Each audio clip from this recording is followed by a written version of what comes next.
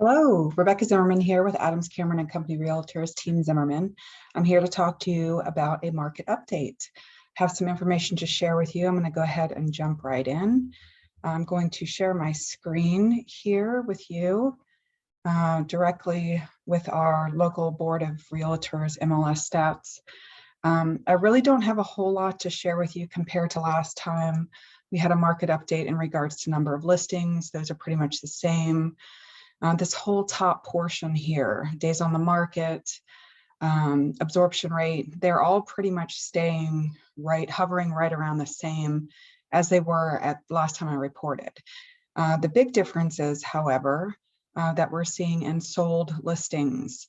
Last month, the sold listings were 805. So it looks like we're slowing down ever so slightly. Sold listings is now 782. Pending listings last month was 863. So we're slowing down ever so slightly there too at 733. But also another change that's ever so slightly, but it's still showing some relief in the market. Our active listings last month was at 1,210, and we are now currently at 1,363. So a little bit more on active listings. New listings reporting in last month at 915, and we now have 948. So a little bit of a relief in the market there. A little bit more inventory coming on the market. So that's good for those that are looking to purchase a home at this time. But one issue that I do want to talk about today that I've been hearing a lot in the community is, are we in another housing bubble like we were back in the 2007 time? And I think the real question that the public is asking is my home value, is my home going to lose its value? And that's absolutely a valid question, especially those that were impacted with the housing bubble back in 2007. It's kind of like, you know, oh no, are we going back into that same scenario? Absolutely not. And I'm going to talk about the reasons why we are not. And I do have a couple of slides for you. Number one, risky loans. Lenient underwriting. And here, this slide here, I'm going to share screen again with you, is a great depiction of where we were back in 2006 and lenient lending practices. So mortgage originations with credit scores below 620. Back in 2006, there was $376 billion worth of mortgages done back in 2006 with a credit score below 620.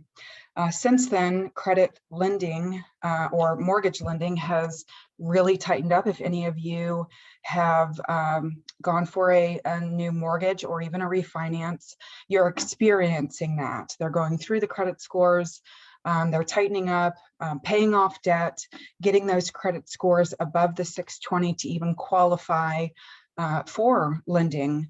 And as you see in 2020 here, only $74 billion compared to the 376 was done for a credit score under 620. So that is huge. That's a huge difference right there, tightening up on lending money to people that can afford the mortgages. So that's number one. Number two, it is basically the home price increase is fueled by a strong demand versus low inventory and fueled by a historic low interest rates. And we have been experiencing low interest rates for quite some time. I was just talking to Rose Pinto at Homebridge, and you know, there's the forecast for interest rates still remains low. So if you are interested in purchasing a home or refinancing, now is the time to explore those options. And even on second home and investment homes, you know, interest rates are still historically low. So it's well worth that on the interest rate. Number three, oh, I have another slide for you. Number three here is the household debt. So this one is a really good, interesting slide as well here. So in 2007, the average debt was 7.21% here. the household debt here. And where we are today, all the way down here, we are at 3.45%. So people are having, once again, it's about tightening up the mortgages and people being able to have the ability to be able to afford the mortgages. And just to give you a good indicator here, look back in, and what does 7.21 actually mean? If we look back in 1980, the household debt was 4.38. 1991 was 6.22. 1998, or excuse me, I probably got my dates, but you see the chart here. So back in 2007, it was extremely high. So now today, with it being so low, is another reason why it just reinforces the reason why we're just in a really good place in the market. And then number two, a lot of you don't want to hear this, or maybe don't believe me, but housing has actually been undervalued in most markets, and there's room to grow in values, especially in our market. We have been a hidden treasure for a long time here.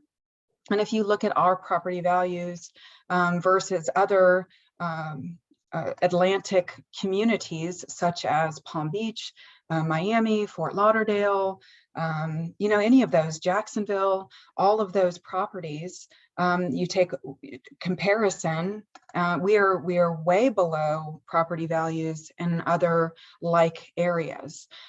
So the being undervalued in our area especially, we definitely have room to grow for the price points of homes.